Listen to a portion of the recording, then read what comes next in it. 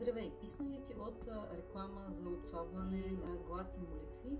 На мен също. Затова написах книга, която е подходяща за най-важните хора в нашия живот, а именно нашите деца. Това е здравословна малка книжка, която е подходяща за децата и им помага да отслабнат. Можеш да помогнеш на своето дете или на някое друго дете, което е около теб, да свали своите килограми по правилен здравословен начин, като му се обясни как точно да го направи. В книгата дава 5 ясни неща.